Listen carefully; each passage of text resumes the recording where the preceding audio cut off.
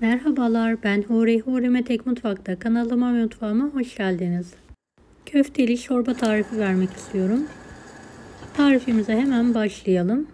200 gram kıyma, 1 adet tam yumurta, 1 adet rendelenmiş kuru soğan, 1 tatlı kaşığı tuz ve istenilen baharatlar eklenir.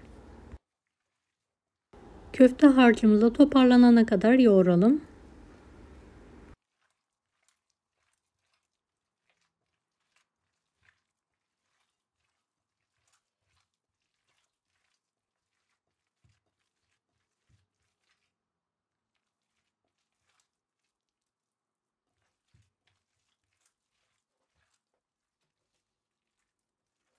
Bir yemek kaşığı mısır unu ekledikten sonra yoğurmaya devam ediyorum.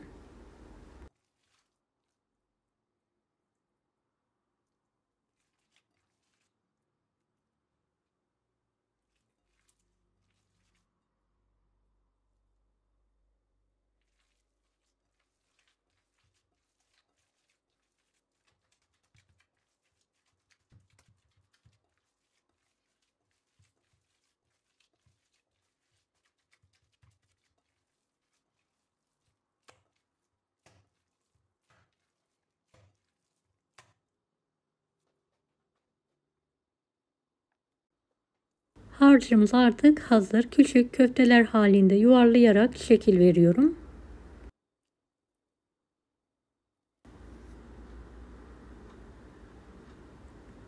Dilerseniz hepsini yuvarlayarak bir kısmını çorbada, diğer kısmını da buzluğa atabilirsiniz.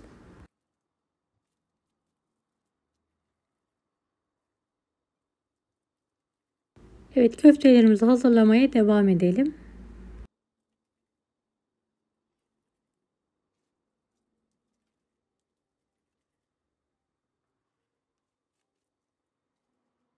Videomu izlerken buraya kadar geldiyseniz yorum kısmına herhangi bir emoji bırakırsanız bana destek olmak için sevinirim.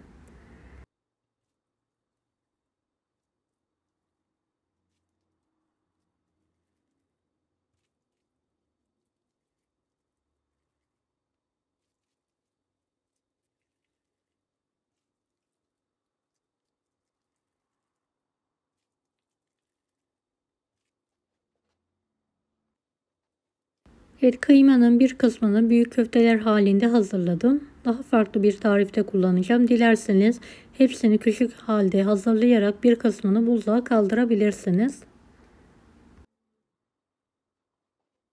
Evet, köftelerimiz hazır. Terbiyesini hazırlayalım. 2 yemek kaşığı dolusu un, 1 kase yoğurt, bir miktar da su ekleyerek pürüzsüz hale gelene kadar karıştıralım.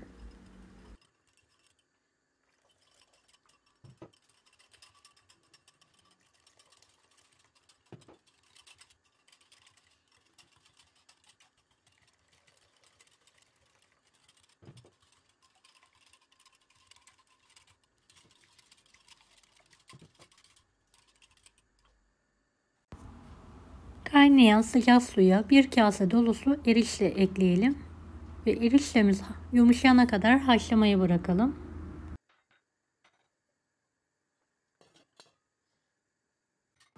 Evet, eriştelerimiz yumuşadı. Köfteleri suya atarak haşlamaya bırakalım. Dilerseniz köfteleri küçük bir tavada da kızartabilirsiniz.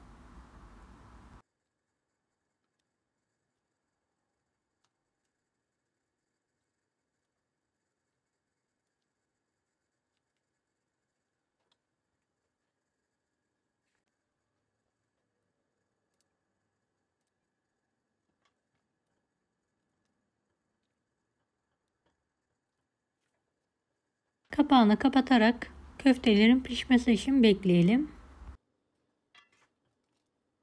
Çorbanın suyundan terbiyeyi ekleyelim. Süzerek yavaş bir şekilde tencereye alalım. Evet, kıvam alana kadar karıştırarak çorbamızı pişirmeye devam edelim.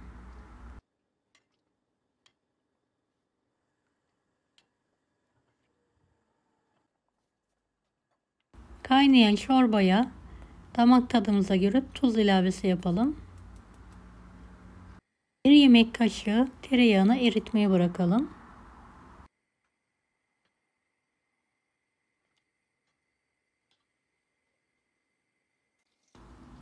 Evet, eriyen tereyağının üzerine 1 tatlı kaşığı kırmızı toz biber, 1 tatlı kaşığı da kuru nane ekleyelim.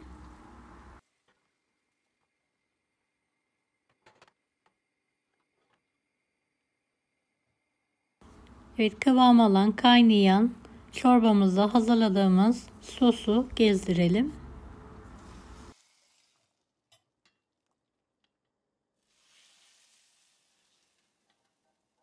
Şöyle 1-2 dakika sosuyla birlikte pişirdikten sonra çorbamızın altını kapatalım.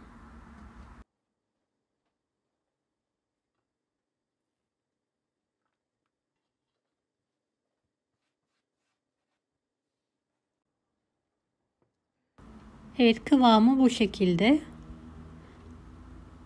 Altını kapatarak servise ve yemeğe ikrama hazırlayabiliriz artık.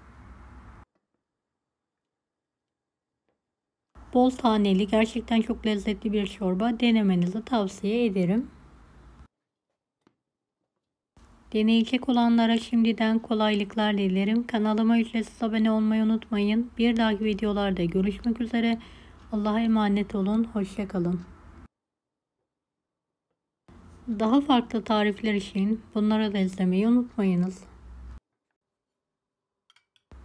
Afiyet şifa olsun herkese.